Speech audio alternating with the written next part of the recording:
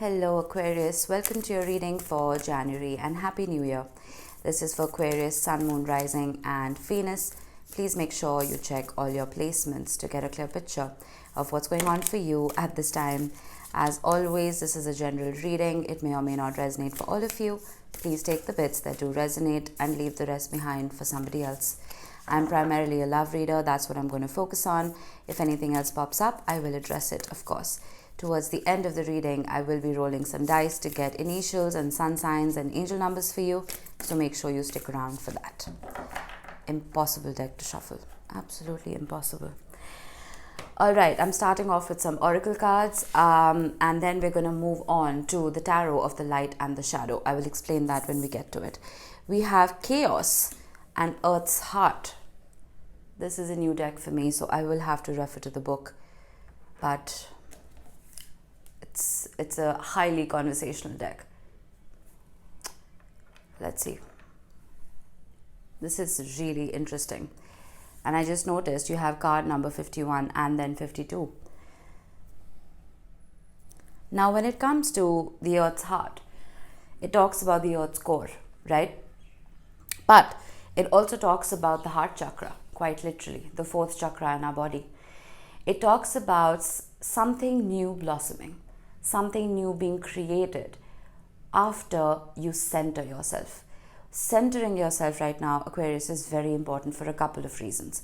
One is because you have the chaos card, right? And whenever chaos shows up, I'm going to read this out from the book in just a second so you will understand. And also because Pluto has, it's moving. Finally, after 15 years of being in Capricorn, it's moving into Aquarius. It will retrograde a little bit back and forth, but towards the end of the year, it will properly be in Aquarius.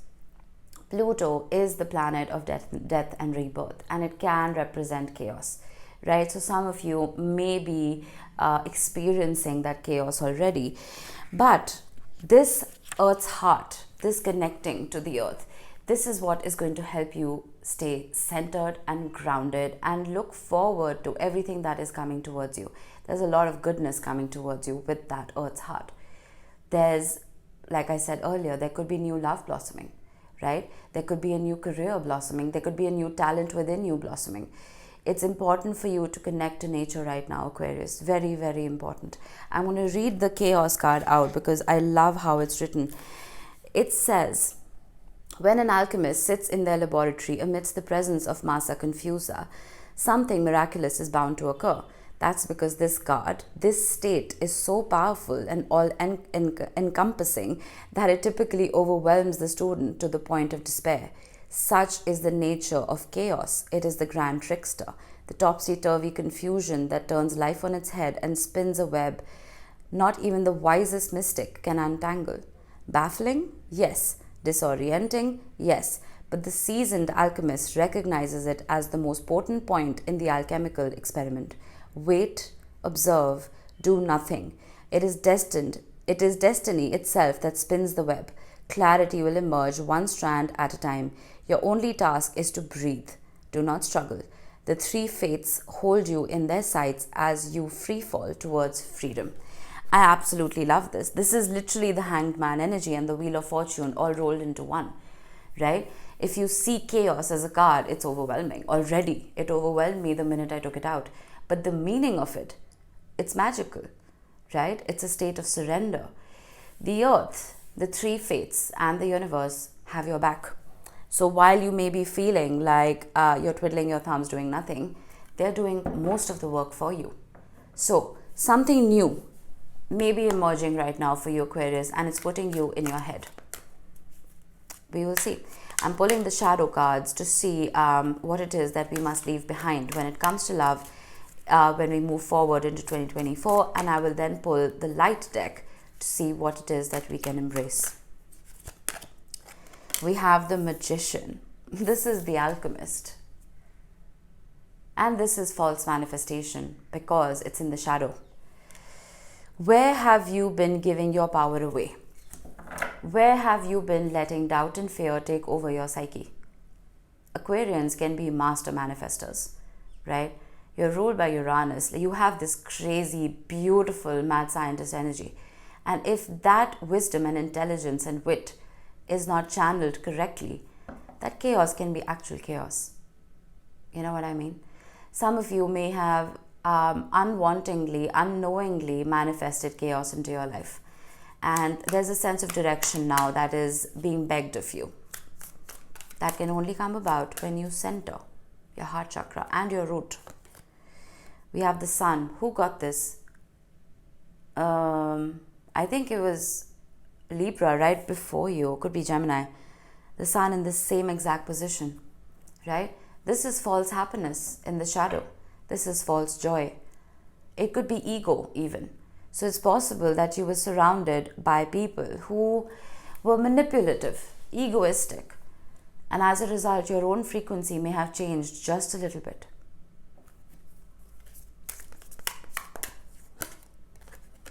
The Seven of Pentacles. For a lot of you, I'm getting that you may have invested poorly. Your time, love, energy, for some of you, even your money, you may have invested poorly. Now, we did go through a very heavy eclipse season towards the tail end of 2023, and a lot of major planets were in retrograde.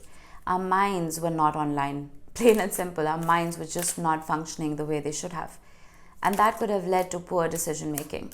So, no blame games here. We all went through that. The Four of Cups. And the Six of Pentacles at the bottom of the deck.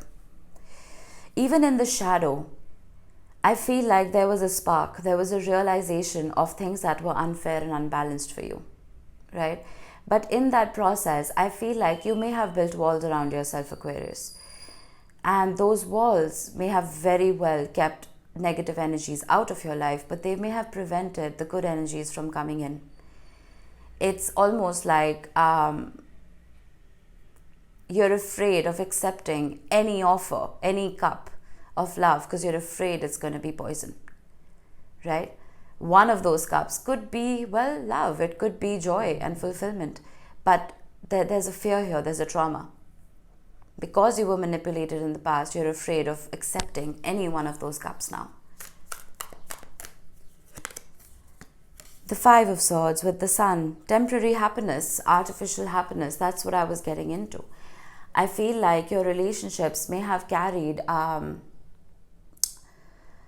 this sense of shortcuts, this sense of just skimming the surface, right? You may have found it difficult to deeply connect with somebody and experience that deep joy and that deep fulfillment that love comes with.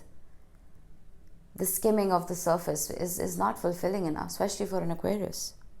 I have the Five of Pentacles at the bottom of the deck. There's abandonment here. There are abandonment wounds and traumas here. And we have the Tower.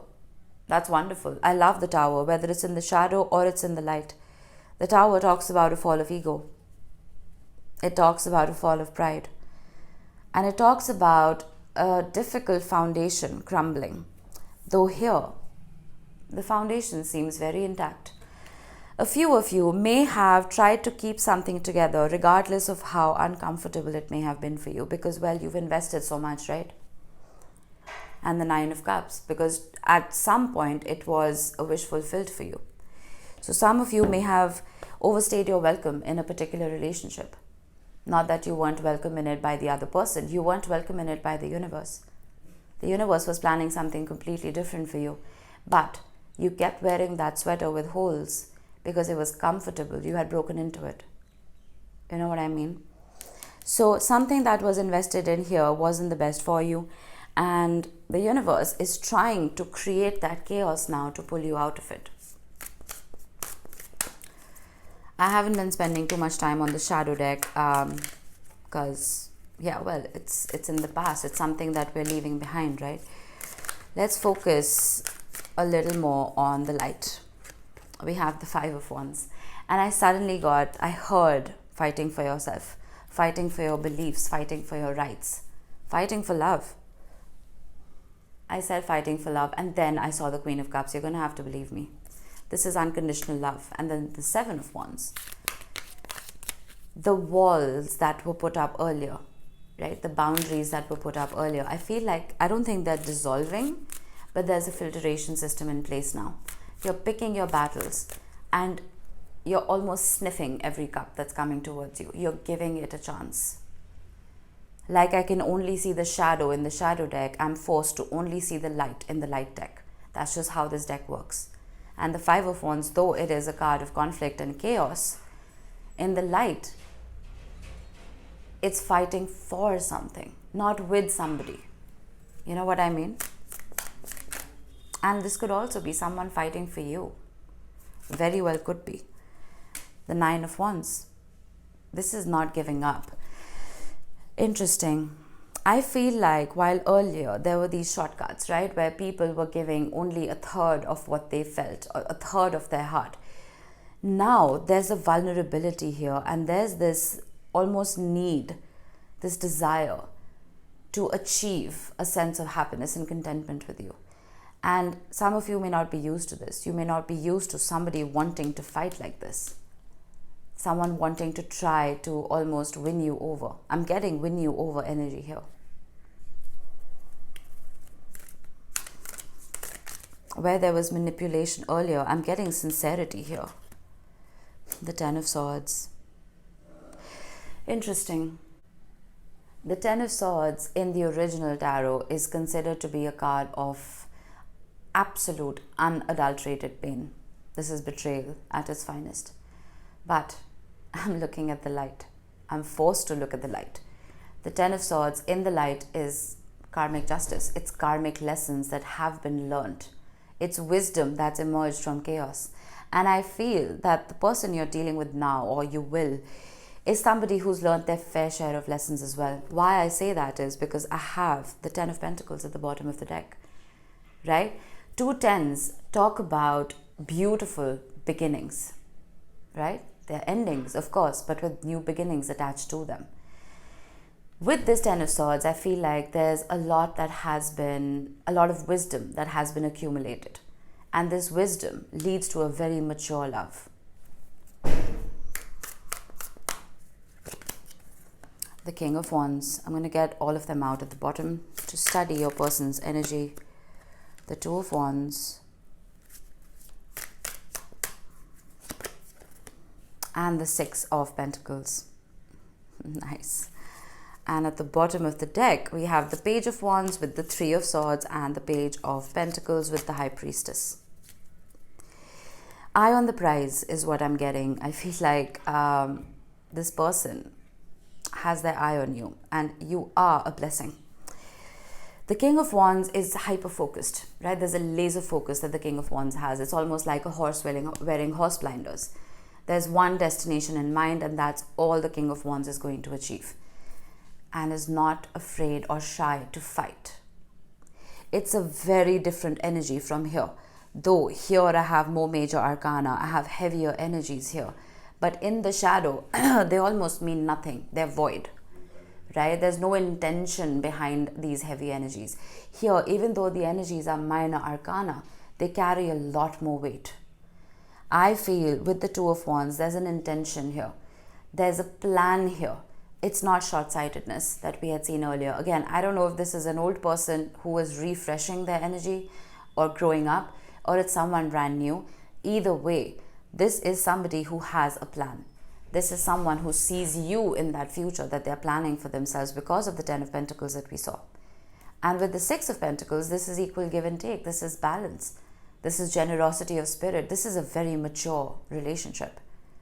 With the Page of Wands and the Page of Pentacles at the bottom of the deck, I know this could make this person sound really boring, but there is an inner child in there that is incredibly playful and joyous and adventurous, that wants to see life, that wants to have adventures, that wants to travel.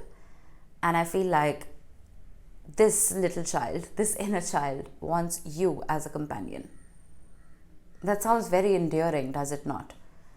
I'm not saying this person is immature, quite the opposite, but they're not boring in that process. So, amidst all the chaos that you may have experienced in your lifetime, in your relationships, in your love life, that one strand that the book spoke about, that one strand is right here. I don't know if it's new, I don't know if it's old, I don't know if it's frayed, I don't know if it's broken, but that one strand or that one person is going to pull you out of that darkness. You're very capable of doing that yourself, don't get me wrong, but a little bit of assistance goes a very long way. And this person has been through hell and back themselves. I did see the Three of Swords as well. So 3 of Swords, 10 of Swords, all of these energies are very painful. And only a person who has been through that kind of pain can truly wise up, grow up, right? Because if life is easy, you become complacent, you become lazy, and you reverse age. So, Earth's heart. It's possible you could be dealing with an earth sign, doesn't have to be, or even a fire sign. But I'm seeing a beautiful mixture of someone very in tune with their higher self as well as their inner child. And I feel like that's exactly what you need. You don't need this wishy-washiness, this selfish energy. This is very different. This is someone who has seen the darkness, they have embraced the darkness, and they're not afraid of it. I like this a lot, Aquarius. All right, let's see. We have the number 3. If you've been seeing 333 a lot, it talks about support. Your spiritual guides are around you. They're sending you love, support, and guidance. Your spiritual guides, your guardian angels, your ancestors, the universe, whatever. Pay attention to synchronicities. And 3 could also talk about collaboration with other people, right? Getting help from your community, from your friends. We have Aries. You could have Aries heavily in your chart. You could be dealing with somebody who doesn't have to be, but this is very yang energy, right? This is Mars. This is action. So if things have been slow and sluggish and confusing, I feel like Mars is going to guide you in the right direction. It's going to give you that sense of purpose, and this person as well. Then we have Venus, beautiful. This is the planet of love. We have Mars and Venus showing up together. A perfect balance between yin and yang. If you have been feeling that you have been more in your yang energy, you have been doing too much and not receiving enough, someone's coming in to balance those scales, right? Venus is also moving into Capricorn on the 23rd of January.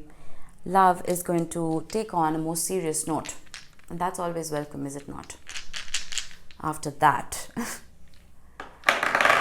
all right, we have the letters I, A, H, M, Q, C, and J. These could be your initials, they could be the initials of the person you're dealing with. Doesn't have to be. Just a special mention for those of you who've seen your initials here today. All right, Aquarius, that was it. I hope this helped. I will see you in the next one. Bye-bye.